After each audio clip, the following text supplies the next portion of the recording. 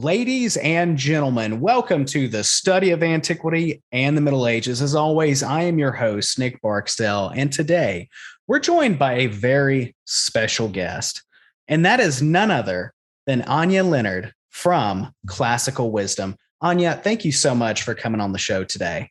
Well, thank you so much for having me. And for our audience today who may not know who you are or be familiar with your work, will you tell us a little bit about yourself and what you do? Well, I am the founder and director of Classical Wisdom. We are a site dedicated to bringing ancient wisdom to modern minds.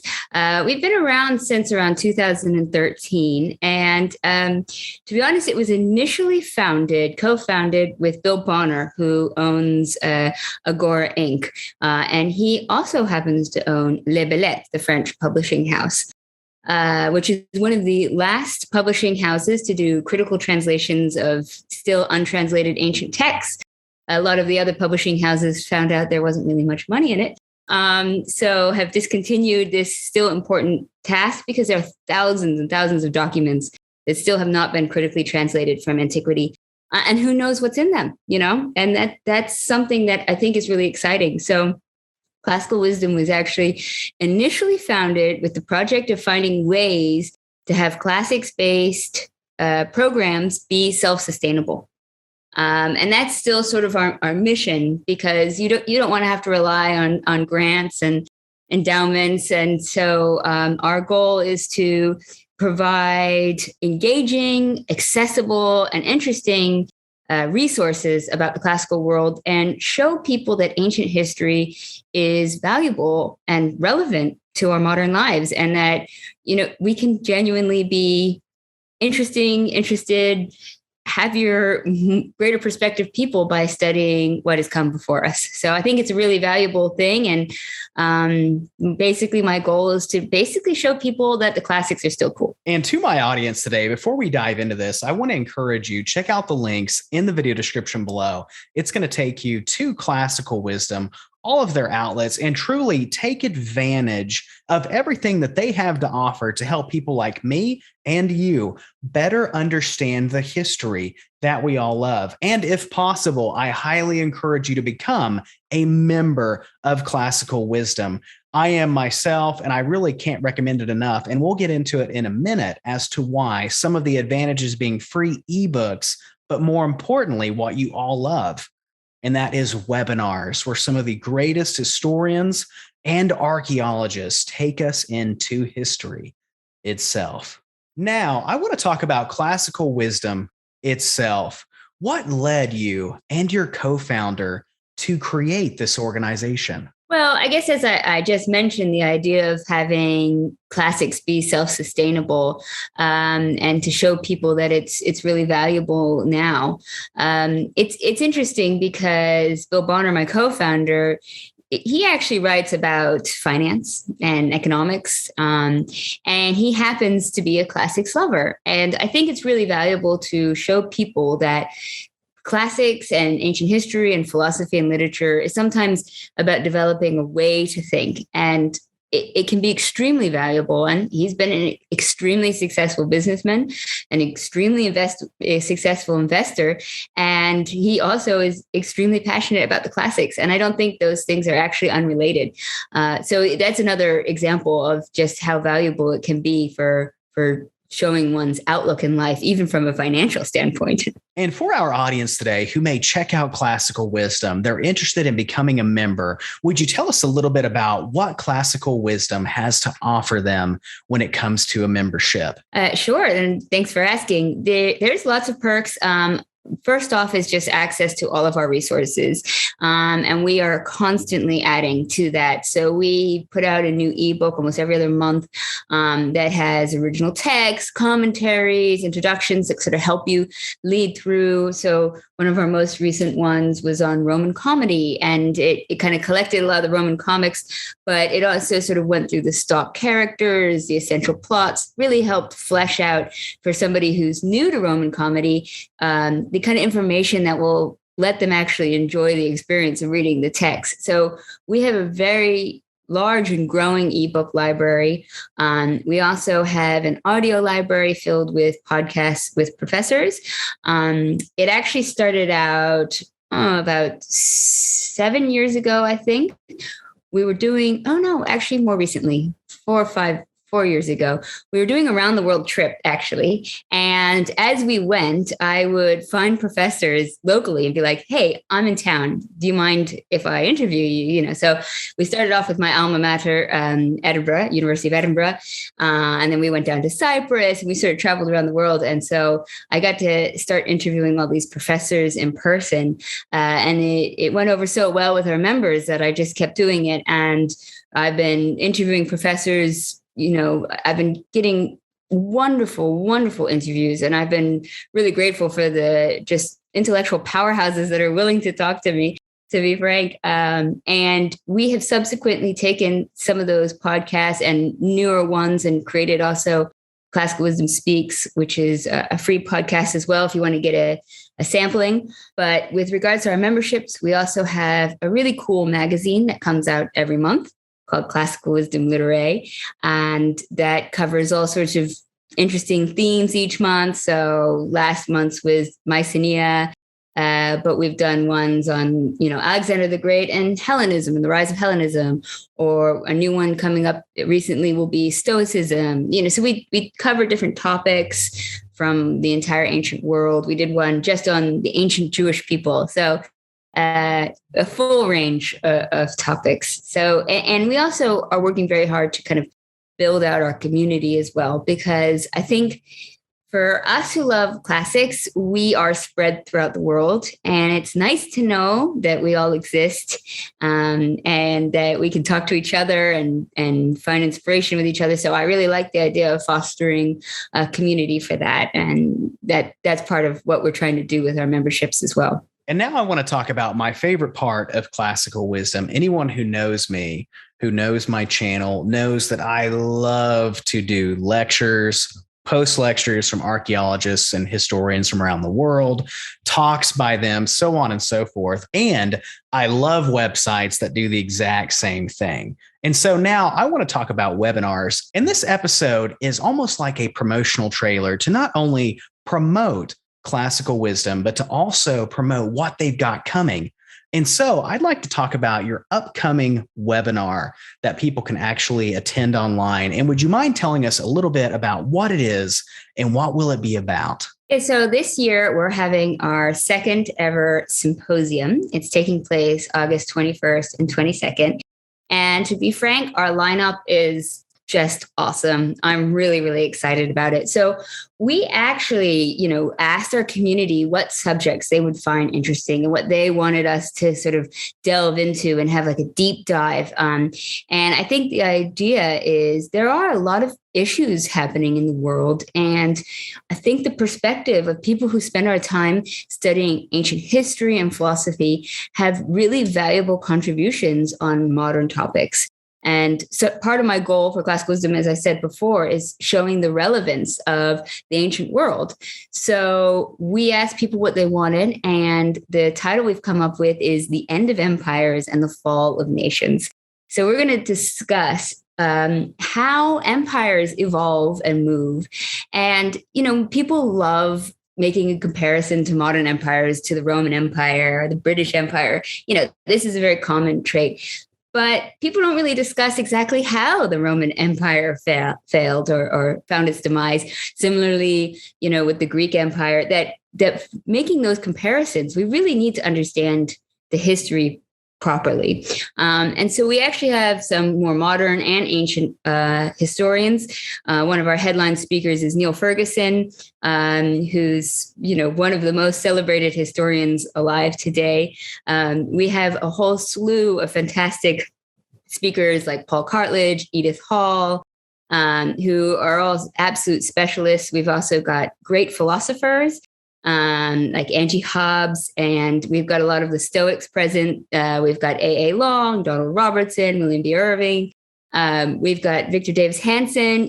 We also try to have philosophers and historians from the full spectrum of backgrounds. And I think that's really valuable because if everybody's coming from the same angle, you're not going to learn a lot.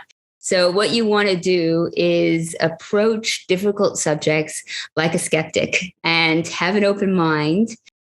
Be willing to hear different opinions, because if you can't listen to a different opinion, you're not going to learn anything. And even listening to opinion you don't agree with is going to strengthen your own, if so inclined. But if you never question your own opinions, you can't really judge them and you can't really value them. So I think that's part of the mission, as well as having kind of a whole spectrum of different classicists, historians, philosophers. And we're also trying to making sure that it's fun as well. So, I mean, what is a symposium without wine? Simply a meeting. So we've actually partnered with Bonner Private Wines. It's a very exclusive wine club, and they've actually sourced exclusively for our symposium a special Mediterranean collection. So if anybody wants to get into the spirit of an ancient symposium, we are trying to recreate that the best we can with some modern technology and ancient vineyards. So that offer is only open until August 10th. So there's not much time for that. But even if people miss the wine club offer, our sommelier will have recommended suggestions that can be paired throughout the event as well. So the idea is we'll have like a full day of presentations that kind of cover a whole range of topics and different empires and different angles. And then we'll have a wine tasting and then a panel discussion at the end. So that's sort of the structure of the event. One of our goals about classical wisdom is to make it as accessible as possible. And it's something that I love. We have a truly international audience. We have a truly international speakers. And we are trying to reach people from all over the world. As such, we are actually just offering the tickets under the donation basis. So if you can't afford it at all, you can actually email us and we will help you out. And you can even just put in your own donation amount as low as $1 or as high as you wish to help out. So just to let everybody know, we are really trying to make sure that everybody can get access to this sort of level of knowledge and information. This isn't something just for, exclusively for one group of people or another. This is for everybody. I think everyone should enjoy lessons from the ancient world. And to my audience today, definitely check out the links in the video description below if you're interested in attending this symposium. I can't recommend it enough. I'm pretty excited about it myself. As she stated, they have a huge list of awesome experts that will be there to really guide us through what we all love the most, and that is the history of the rise and fall of empires. And with that being said, we wanted to actually show you an example of what classical wisdom has to offer when it comes to their members and what they can learn from their webinars. And so, thanks to classical wisdom, right after this, we're going to take you into the heart of a talk so you can experience it all firsthand. And I really hope you enjoy it as much as I did. And now, as we approach the main piece of this episode, a talk that you are all going to truly enjoy, I have to ask a question that leads up to that, and that is ancient history, Stoicism, and today. Anya, could you lead us into that topic? Yes, thank you. It's interesting because Stoicism, like only about 50 years ago, was kind of considered passé and a bit niche, and it's enjoyed a very recent revival. But part of that reason is that it's actually so applicable to us today. So a lot of the tenets of Stoicism, they have found actually correlate very clearly with testifiably verifiable techniques for cognitive behavior therapy and ways for handling modern day issues like depression, anxiety, anger, because the reality is those aren't actually modern day issues and people have been dealing with them for thousands of years. So I've got one of my presenters at the symposium and a good friend of mine, Donald Robertson.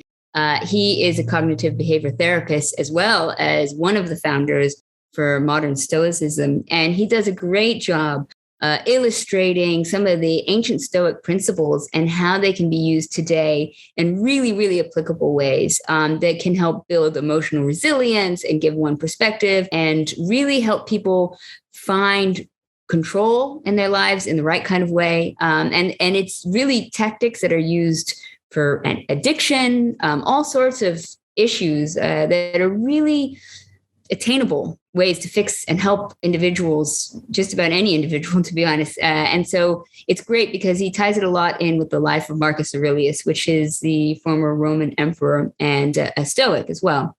And if anyone follows the life of Marcus Aurelius, he too had to deal with plague. He had to deal with anger. He had to deal with frustration and illness. So his words really resonate with us today. And it's really fantastic to learn how those ancient philosophies can help us now. Hi, everyone. This is Anya Leonard, the co-founder of Classical Wisdom, and I'm very happy to welcome you to today's webinar. We have Donald Robertson speaking to us about Marcus Aurelius and Stoicism and cognitive behavior therapy and how this is sort of practical to us today. Without further ado, thank you, Donald. Thanks very much, Anya, and hi everyone out there. So without further ado, my name is Donald Robertson. The organisation that I work for is called Modern Stoicism. So I should explain a little bit more for you about what Stoicism is, because I assume that some of you probably know a lot about Stoicism. Maybe some of you know more about it than me. But most people that I end up speaking to are kind of newcomers to it, are relatively new to the subject. So I'll need to do a little bit of an intro, I guess. So Stoicism is a Greek philosophy that originated in 300 BC, and the founder of Stoicism was a guy called Zeno of Citium, and he was a Phoenician merchant. And there's lots of beautiful stories, really, kind of almost like allegories about the origins of Stoicism. And one of them is that Zeno, like most Phoenicians, was trading imperial purple, this very precious dye that was made from the murex sea snail. So it was very difficult. It took a long time to extract this dye and made this precious purple. And his ship sank in a storm, and he lost all of his dye. So ironically, it went back to the sea, the place that he spent like years kind of harvesting this and building his fortune, all just dissolved back into the water. And he was washed ashore at the port of Piraeus near Athens. And then he kind of dragged himself to Athens and was living like a beggar. And basically he was inspired to become a philosopher after having lost his fortune. And he ended up saying the most prosperous journey that I ever made was the one in which I lost my entire fortune, because that's what led him to reappraise his values in life and to think in a radically different way about what direction he was heading in and what the meaning of life was. And he decided to become a philosopher. And actually, he went to the oracle at Delphi, not far from here. I've been to Delphi recently. And the Pythia, the oracle, said to him that he was to take on the colour of dead men, which is a really kind of cryptic thing to say. So he was kind of confused by that. But he realised eventually that what she meant was that he was to dye his mind with the wisdom of deceased philosophers from previous generations. The main one probably being Socrates, because the Stoics are big fans of Socrates and even kind of supposedly dubbed themselves a Socratic sect, as some disciples or followers in the Socratic tradition. So rather than dyeing his clothes with the colour of dead sea snails, he was to colour his mind, dye his mind deeply with the virtues and the wisdom of ancient philosophers. And he was at a bookseller's in Athens, and he stumbled across Xenophon's Memorabilia Socratis, and he was reading the second book of it, which contains a very famous speech, which is now known as the Choice of Hercules, which actually originally came from a sophist called Prodicus, and Socrates used to tell it to people. And in the book we have this like third-hand account of it by Xenophon repeating Socrates' account of Prodicus' speech, but it's a protractic, it's an exhortation to philosophy. It's meant to inspire people to become philosophers or to embrace a life of virtue and wisdom anyway. And so Zeno, the founder of Stoicism, having lost all his wealth, heard this speech or read the speech, and he jumped up and said to the bookseller, "Where can I find a man like this that's alive today?" And the bookseller pointed, he was asking about, where can I find a guy like Socrates, like this dead philosopher? And by chance, the cynic Crates of Thebes was walking past, and the bookseller said, "Follow yonder man." And so he did, and he became a Cynic philosopher for about a decade or whatever, and he studied other schools of philosophy in Athens, and then he founded the Stoic school. And the Stoics taught that virtue is the only true good. And for them, like Socrates, virtue is an intellectual state. It's kind of like a form of moral wisdom, basically. So Stoics adopt this moral hard line where they say the only thing that really matters in life is that you're a good person and that you try to do good, moral, and wise things. And because we can't always succeed in life in what we're trying to do, then you have to view external events with a certain amount of emotional detachment and not get too hung up on them. So you should try and achieve good in the world, but that shouldn't be your main goal. It's the intention, it's the thought that counts, if you like. It's the intention that matters more than anything else. And sometimes we have to learn to accept that we're thwarted by circumstances. That's really the essence of Stoicism. So I guess I should say, or the other thing I should say about the Stoics is that a lot of people think they were unemotional, and that's not really true. The Stoics had a place for positive, healthy emotions. In particular, they're very interested in the emotion of love, brotherly love, and what they call cosmopolitanism. And Stoicism was known for this kind of view of equality and viewing all humans as being, in a sense, equal. It's a forerunner of Christianity, obviously, in that respect, in terms of its ethics. And the other thing I should say, which I'll come back to, my reason for being interested in Stoicism originally is a cognitive therapy, and part of the reason it's going through a resurgence in popularity is that Stoicism was the original philosophical inspiration in the 1950s for modern cognitive behavioral psychotherapy. And that's because the idea they inherited from Socrates that our emotions are fundamentally determined by our underlying beliefs. And we call that today the cognitive theory of emotion, and it's the basis of a form of psychotherapy that's been hugely successful and is now the dominant form of modern evidence-based psychological therapy. So the Stoics are going through a resurgence in popularity partly because this evidence lends kind of indirect support to this age-old kind of Socratic psychological principle. So I should say a little bit about my book, and I just wanted to really say why I wrote it and stuff. Like, I'd written a couple of books about Stoicism before. In particular, I'd written a kind of basic introduction to the subject, and I was kind of invited to write another introduction to Stoicism, and I thought, well, I can't, because I've already written one. It's called Stoicism and the Art of Happiness. It's a teach yourself book. And loads of other people had written really good introductions to Stoicism, like my friend Massimo Paolucci has written a book called How to be a Stoic, and Ryan Holiday has written The Obstacle is the Way and The Daily Stoic with Steve Hanselman, and Chuck Chakrapani's Unshakable Free. There's an endless list of really good modern books about Stoicism anyway. So I thought, well, how am I going to write another book about Stoicism? And I thought I need to approach it in a radically different way that achieves the same goal. So how am I going to square the circle and do the impossible? And funnily enough, at that time, I have a young daughter who was about 4 or 5 at that time. And I used to tell her stories about Greek mythology. So she'd go to school and the other kids would say their favourite superheroes were Batman and Spider-Man or whatever. And she'd say that her favourite superhero was Hercules, which I guess confused the other kids a bit. So eventually I ran out of stories about Greek mythology and I started to tell her anecdotes about Greek philosophers, and I realised that I knew loads of these anecdotes, like the one about Zeno that I just told you.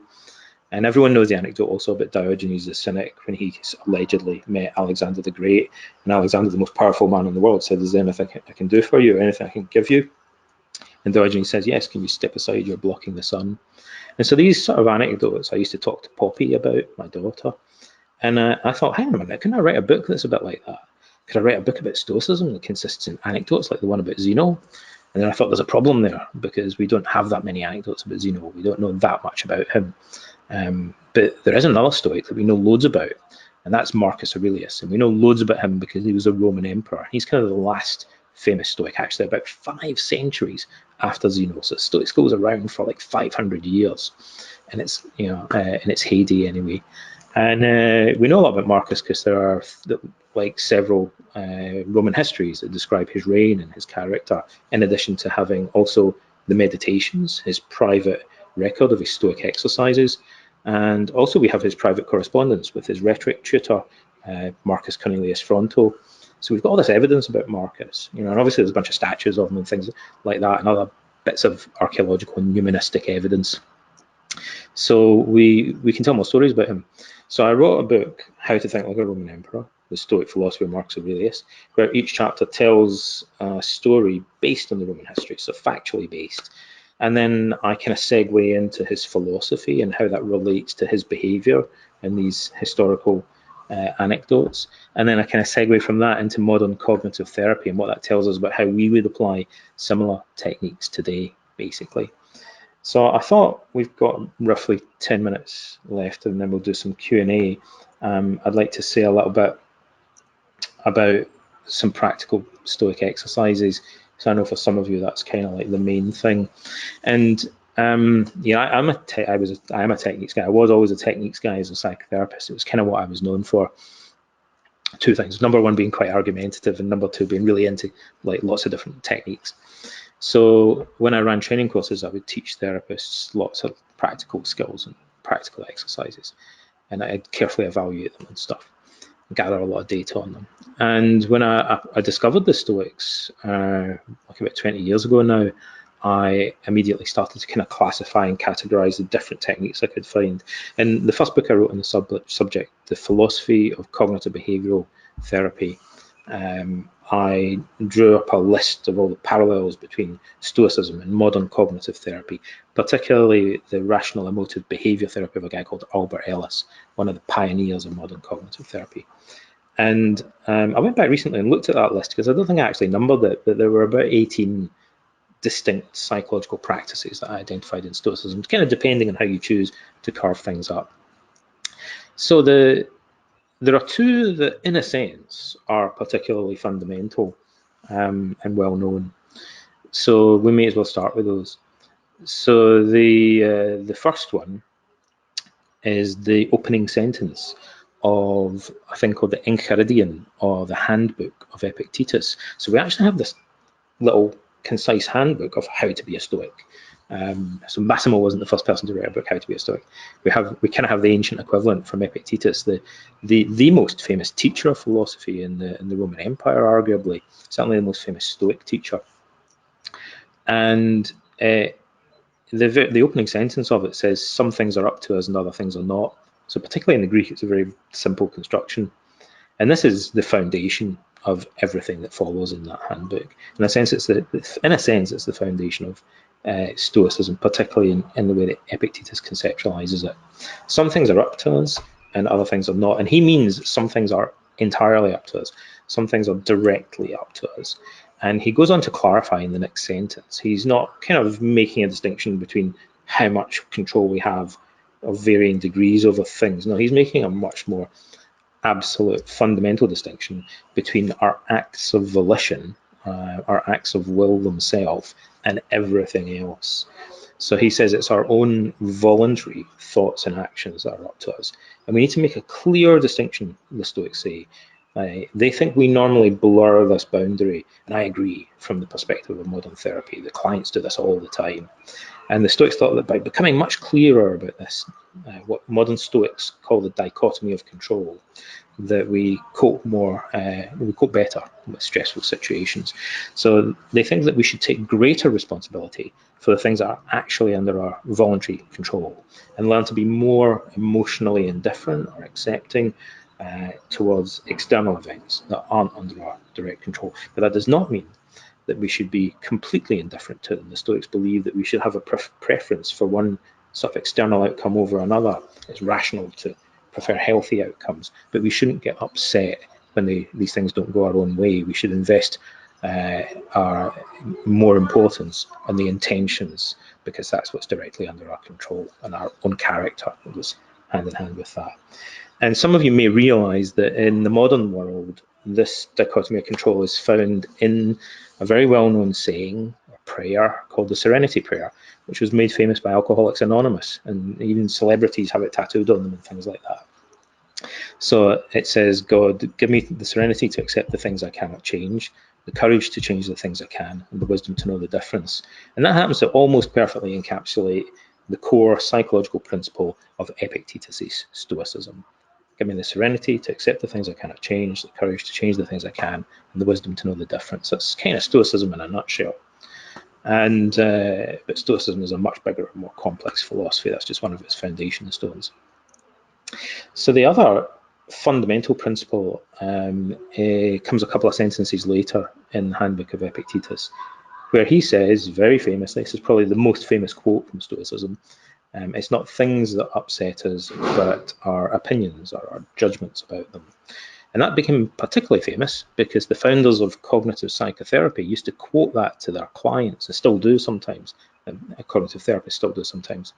So Ellis in particular used to teach his clients that quote from Epictetus in the initial consultation, what we sometimes call the socialization phase of therapy, or you could say the orientation phase of psychotherapy, when the client is learning about their role and their responsibilities and how to participate effectively in therapy. So we taught them this principle, that it's our judgments that upset us rather than events themselves. And particularly the Stoics believed our value judgments, making strong positive or negative value judgments about external events was the main thing that caused distress, particularly when things didn't go according to our wishes or desires. And so they believe that we should become, again, just more aware of the fact that we're doing that. And nowadays, when people do that, psychologically, we describe it as cognitive distancing. So that's a kind of jargon term that we tend to use for that in cognitive therapy. And that's making a distance or separation between certain beliefs that we have and the external events that they refer to. That's the distance that we're talking about. Marcus Aurelius calls that separating his thoughts from external events and not fusing or blending them together. So rather than saying that this is a catastrophic situation, therapists would encourage clients to say that they're catastrophizing the situation by choosing to view it in a negative light, and that's something that they're projecting onto it. The way we normally explain that to clients is to say, you've all heard about looking at the world through rose-tinted glasses. Well, I'll do my glasses like that. These are my rose-tinted glasses. And so you can imagine that someone who's depressed is viewing the world through kind of dark glasses or blue glasses, so they have blue feelings, sad feelings. And cognitive distancing is when you realize that the blueness is coming from the glasses that you're wearing rather than being a feature of the world itself. Like that our experience of things comes from our certain opinions or values that we project onto them. So a couple of other Stoic techniques I want to mention just to kind of wrap up. The Stoics thought it was very important to model, as we call it today, the behavior or the positive qualities or virtues of people that we admire. And book 1 of Marcus Aurelius' Meditations is entirely dedicated to that. 16 different people he looks at and lists all of the things that he admires about them. The Stoics would call them their virtues. And so he's trying to encapsulate those in words so that he can learn to emulate that. And that's a very powerful and very important psychological practice that the Stoics put a lot of emphasis on. And another thing they do is a technique called the view from above that involves trying to contemplate the whole universe and picturing current events within this bigger context of space and time.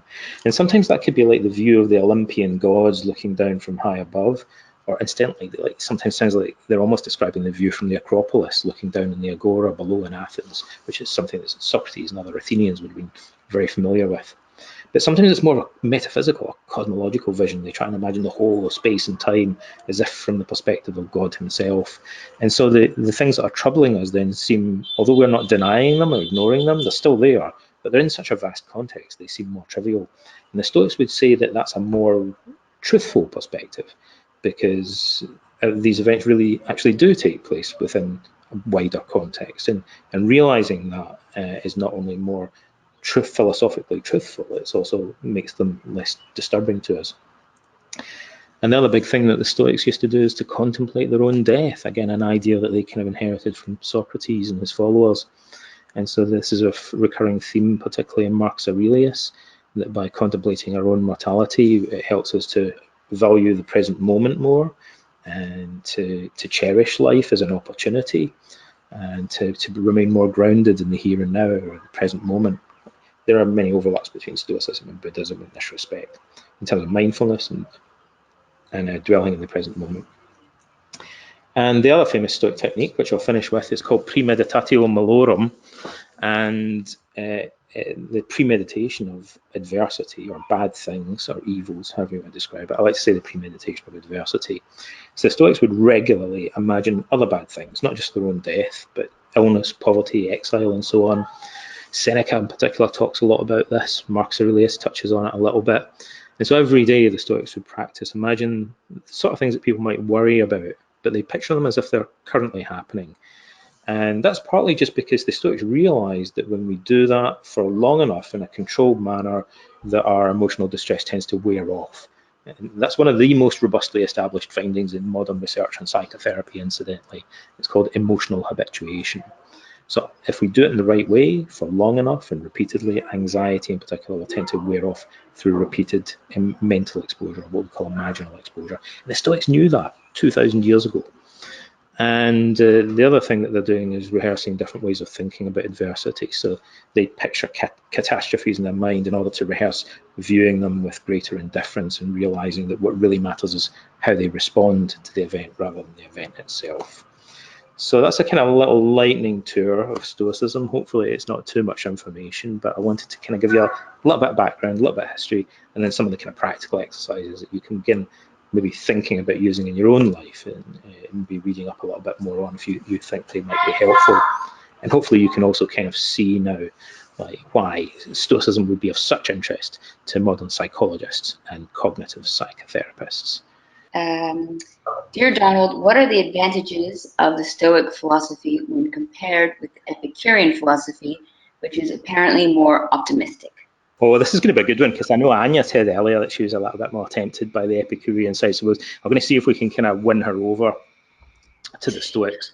This is something that Seneca did, by the way. In Seneca's letter, the first 20 or so, he talks about Epicureanism, and he, in a very subtle rhetorical way, interestingly, he tries to sneakily win over Epicureans to the side of Stoicism. He does it by starting off complimenting the Epicureans. I'm going to skip that step and get right into criticizing Epicureanism.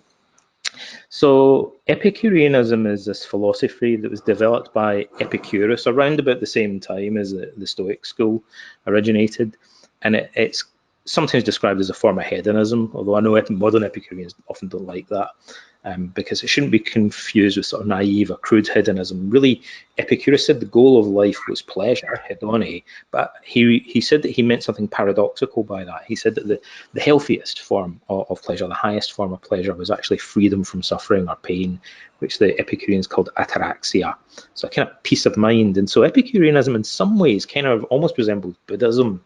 Again, like Stoicism, it's a kind of partly a psychological practice, but there's a problem with it from the point of view of modern psychotherapy. And I'll cut straight to the chase. It's this, that when people place too much importance on avoiding certain subjective feelings, or acquiring certain subjective feelings, like avoiding pain and experiencing more pleasure, it's believed now that that can potentially be quite counterproductive in a number of different ways. So we, particularly, funnily enough, ataraxia, the avoidance of suffering, there's research that shows that people who believe that the unpleasant feeling of anxiety is bad, who strongly believe that anxiety is a bad thing, tend to be more vulnerable to developing anxiety and depression in the long term. And the Stoics see happiness and pleasant feelings in that sense, feelings of happiness, as being a kind of byproduct or a side effect of acquiring wisdom and virtue. And so they think that, like, if we try to take a shortcut and chase after these things too directly, sometimes that can actually be counterproductive or unhealthy. So we should try to develop wisdom and strength of character, and then view feelings of happiness is something that follows on naturally from that. But we shouldn't make those feelings the primary goal, partly because that can make us much too focused introspectively on what's going on inside us rather than on the outside world. But partly because if we think that suffering or painful feelings are bad, that traps us psychologically in many cases, and you might be able to find ways around this. But generally, people who think like that tend to become preoccupied with those unpleasant feelings, to allocate more attention to them, and they even kind of do that unconsciously. So that can be very counterproductive. They can become preoccupied with their anxieties, which exacerbates them, and makes them worse. So hopefully that helps a lot. But there's a lot more that we could say about Epicureanism. And I should say, from the perspective of the modern world, these different philosophies often seem like they have an awful lot in common. And so some people think they amount to the same thing. But really, in the ancient world, they were seen as fundamentally opposing views about the meaning of life, or the goal of life, if you prefer that way of putting it. Well, that's Very, very interesting. Thank you again, Donald, for talking to us. If you want to show everyone your book one more time, I can also put a link in if anyone's interested in buying it in the follow-up email. And yes, thank you again. It's a great way to start the Saturday with a bit of Stoicism. A bit of Stoicism for breakfast or brunch or whatever time it is there. Exactly. Yeah, I hope everyone enjoyed that, and thanks for tuning in.